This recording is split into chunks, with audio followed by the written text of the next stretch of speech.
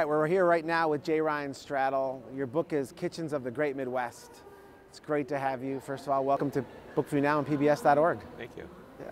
Your book is getting enormous buzz. I don't know if you've been here all week, but you walk on the floor in there and people are like, have you read Kitchens of the Great Midwest yet? There's a lot of discussion about it. Wow. It's one of those books that people are pointing at as the one to watch for the fall. Tell me a little bit about yourself, first of all. It's about a Minnesotan family. You're a Minnesotan. Right, yeah. Tell me a little bit about where you're from and how that influenced the book to start there. I grew up in Hastings, Minnesota, which is a small town south of St. Paul and north of Red Wing. And I grew up in the 70s and 80s when there wasn't a lot of emphasis on eating healthy.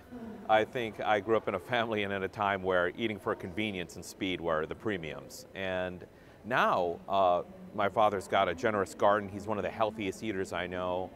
And I feel that this evolution is typical of a lot of Minnesotans and typical of the country at large. And I wanted to write a story about a character's culinary evolution from the era I was born in 1975, to today's culture of foodies and locavores.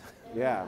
Yeah. Well, you've tapped into something pretty strong that's happening out there, but I love the Midwestern tinge to it all. The fact that there's like potlucks thrown in there and all the other elements. Tell me about your own sort of thinking about your own culinary background and growing up. Thanks. Yeah, I absolutely love the food of the Midwest. Like right now it's rhubarb season, and this was around the time of year where we would get dolmens of rhubarb from neighbors who grew rhubarb in excess. There's not a lot of things you can do with rhubarb. There's the pie. There's pie. I'm not sure what else. And usually you take the edge off with strawberries or something a little sweeter. And so I've been traveling the country for this book, and I've noticed rhubarb everywhere, even in environments that I would consider a little more hostile to rhubarb. I was just in England earlier in the month, and they're into rhubarb. The Russians are into it, but I wanted to capture some of the foods, some of the traditional foods of the Midwest. I mean, right now, you can get just about anything in my hometown, but I grew up in an era where I'm not sure if I saw an avocado until I moved to California. Now you can get them in Hastings, but in the 80s, I think it was pretty exotic, you know. I grew up in a world of hot dishes, of salads that may or may not contain a vegetable. Salads being Jello or meat, or Jello and meat. Well, we shared similar upbringings, I think. Yeah, and I touch on that a little bit, but I might have to hit salads and rhubarb a little stronger the second time. The recipes in this book, most of which are pulled from, or inspired by my great-grandmother's recipe book from Hunter, North Dakota, from her Lutheran church. It's pretty heavy on the bars recipes. And that's another word that I often have to define to non-Midwesterners. When someone asks me, well, what's your favorite dessert? I could say bars. And I'm like, and I, just growing up with them, it's somewhat hard to explain it to someone who doesn't know. Yeah. It's absolutely, we speak our own language in the Midwest. We talked earlier, from the Midwest, and we have our own way of doing things. And certainly we ate a lot of the same foods it would sound in the 70s. But let's talk a little bit about the book so people understand. There's a foodie there's a strong foodie culture that goes through the whole thing. But tell us a little bit about your main character, Eva Thorvald, who becomes this incredible chef in the book. Eva is a young girl who grows up in West Des Moines, Iowa, as a young foodie among parents who love her but don't really participate in her passion. And that style of upbringing, or that conflict, is something I see a lot. I experienced myself as a kid growing up in Minnesota who loved books in a hockey town. I mean, my hometown has put people in the NHL. Yeah. Not as many authors, a few, but not as many.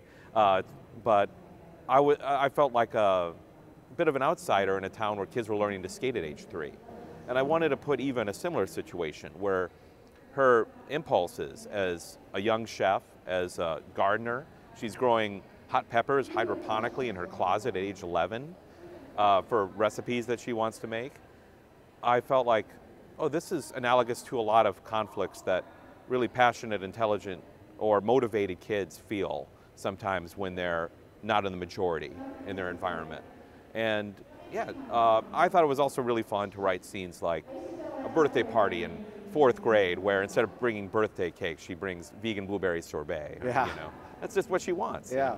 It's my birthday. I should bring what I like. That's right. Yeah.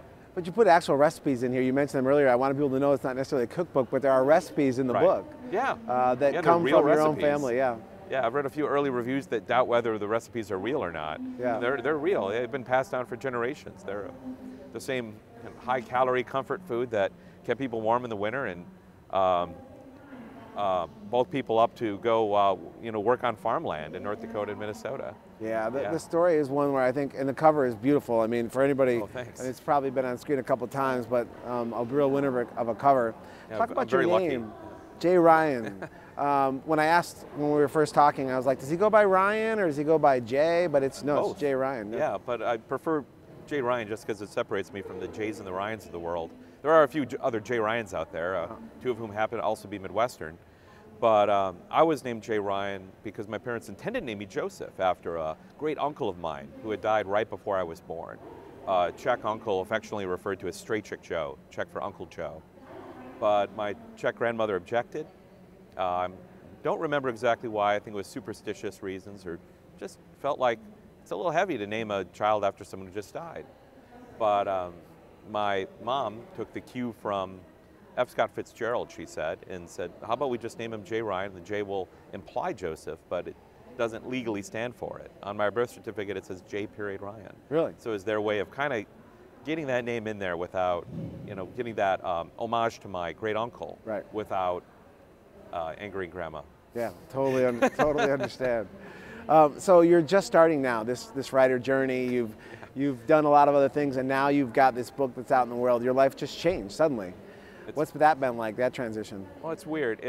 I'm not going to lie. When you set out in life from a young age to want to do something, I knew from like 5 or 6 I wanted to be a writer.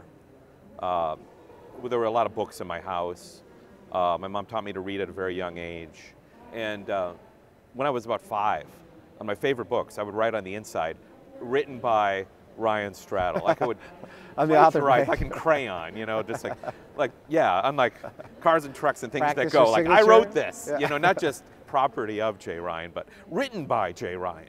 That's funny. Yeah, and I'd always dreamed of writing a novel someday. And well, what do you know? Like once you do it, I mean, it took a long time, but it recalibrates one's sense of identity. I think like, wow, now I've done this thing that I've always wanted to do. You are. You said you've been going around the country. What was it that took so long? What took so long about it? To get good at it. Yeah. I don't have the advantage of having an MFA program, and I didn't even major in writing or English as an undergraduate. So I just read a lot, and I wrote a lot, and I felt, I'm improving as a writer, but I've got a ways to go. I feel like there's a lot more I can learn, a lot more tricks I can have up my sleeve. But so far I just felt like it took 10 years for me. It was about 10 years ago that I published my first short story. And the first short story I wrote was published by the first place I sent it to. And I thought, well, this is easy. I'm the genius I thought I was. No, I wasn't. I spent the next 4 years just getting nothing but rejections. Like the next 4 years, between 2006 and 2010, everything I wrote was turned down everywhere. Rejection era. Yeah, it was, and that's exactly what I needed. Yeah. To have to fight through it and improve and get better and frankly read more. I don't think there's any better education for a writer than just read. Where did the culinary love come from? Did you work in restaurants before? Oh, I worked at a restaurant called the Steamboat Inn briefly in high school. The Steamboat Inn is characterized in a chapter of this book. It's where Will Prager takes Eve on a date in high school. It's a little too expensive for him. And it was too expensive for me in high school too. I worked there as like a custodian. Yeah.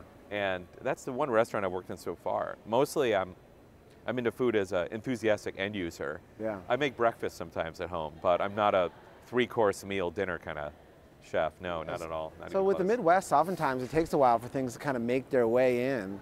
Sometimes, yeah. But Minnesota seems to have really embraced, and some of the parts of the Midwest really embraced that sort of the sort of food thing that's sweeping across the nation. Oh, yeah. That was one that made its way quickly to the Midwest. Oh, absolutely. And I think there was interest in it all along.